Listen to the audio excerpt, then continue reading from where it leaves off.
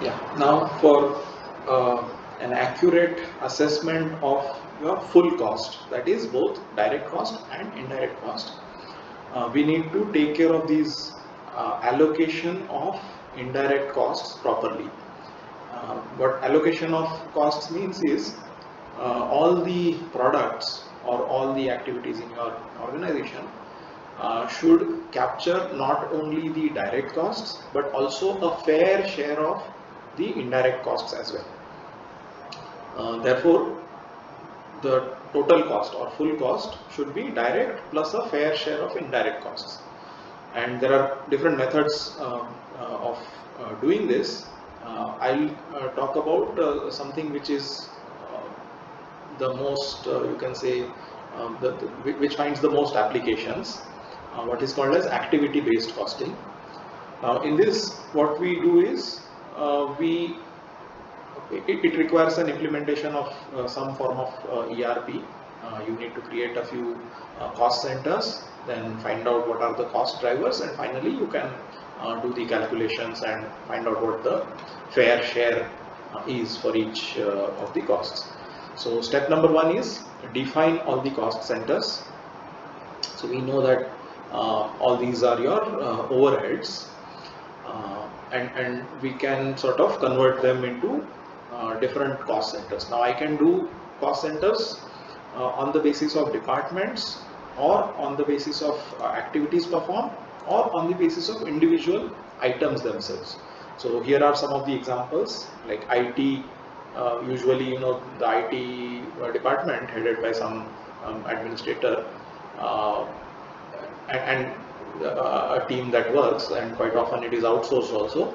But this whole department, doesn't have anything to do with anybody else, so they just keep doing their IT thing, and it's easy to sort of find out what is their salary, what is their consumables, and other expenses that they incurred, and that whole department can be one cost center. But some of the things are not so easy. So for example, employee welfare, so that may not happen in one department. There may be a cafeteria, there may be a transportation service, you may be giving some health insurance, you may be giving them some Diwali bonus, or you may be giving them some gift, you may be organizing some off-site activities. So all these are kind of employee welfare, but it is very difficult to capture them in one place because they are not happening in one department. So you may want to create a separate cost center for it, which is not a department, just a cost center where all the costs are getting accumulated. So whenever some spending happens on an employee welfare, like one of the events that happens is some compassionate ground employment, or compassionate ground, some sponsoring the education of some children or some such things. So whenever any such event happens, it gets added to this particular cost center. Similarly, you may have a reception desk where a lot of people are coming, going, and phone calls are happening.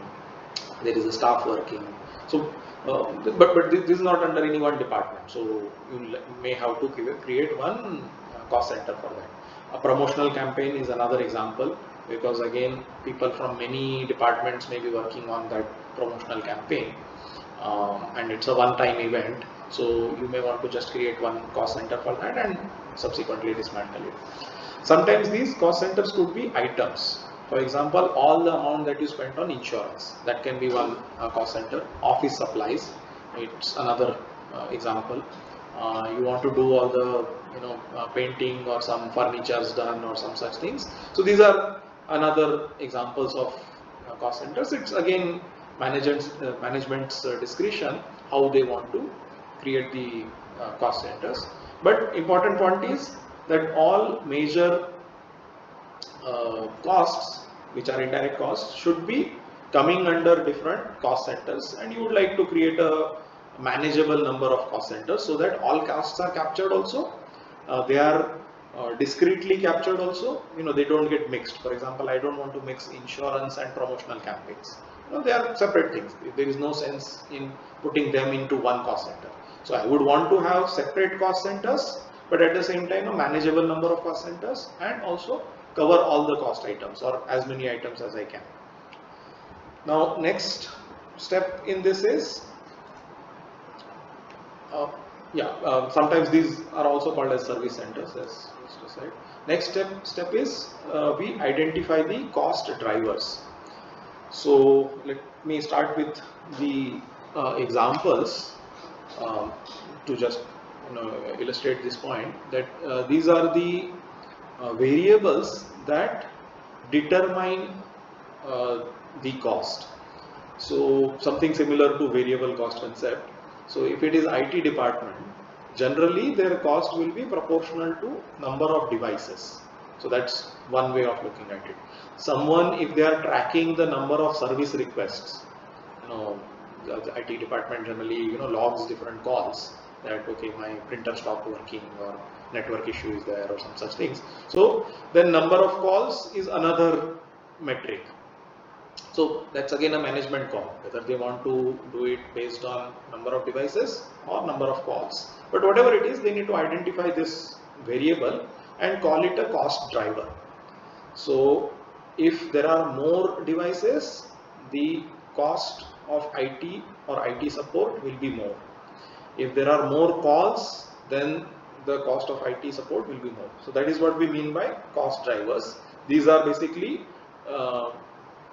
variables that drive this particular item or cost in this particular cost center. Next, the cost of HR, the human resource department, is basically proportional to number of employees, because if there are more employees, then there will be more appraisals, and if there are more appraisals, annual appraisals, then there will be more disgruntlements and more role of HR. Or if there are more employees, then there will be more resignations, and then therefore you will have to conduct more exit interviews, or you will have to hire more replacements. So all these are in a way related. Next is employee welfare. So again, this will be proportional to number of employees, because the more employees you will have to spend more on employee welfare. Reception desk, one could think of the number of calls received at reception, or maybe number of visitors visiting your premises. And for every visitor, they'll go and ask the reception for something, directions, or ask the entry to be made, or some such things. So this is one. Insurance, usually the variable one can say is the amount or the value of the machines and goods and other things that are getting insured. So if you have more machines, then there will be more insurance. See, why we are identifying these drivers is so that we can subsequently divide that cost on the basis of this driver. So now let me take an example of insurance. If your value of total machinery and goods in your building or in your plant is 100 crores, and the insurance on all of that was 1 lakh.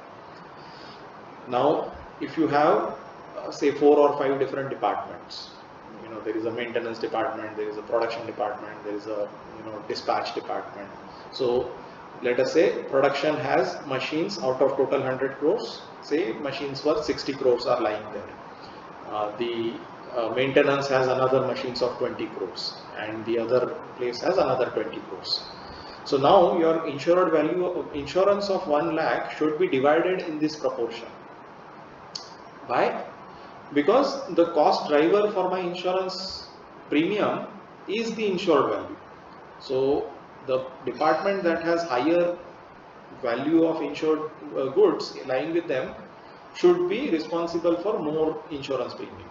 So it is only fair. We were talking about fair share of indirect costs. So that is nothing but this. Now comes to office supplies. Would anyone like to venture a guess what should be the driver that can be answered in the Moodle? Painting, what will be the cost driver? Research and development, so if any spending is happening on that, what should be the driver? A promotional campaign, and I think that is the last one. Yeah. So let us respond to all these, and then we can regroup to have a small discussion.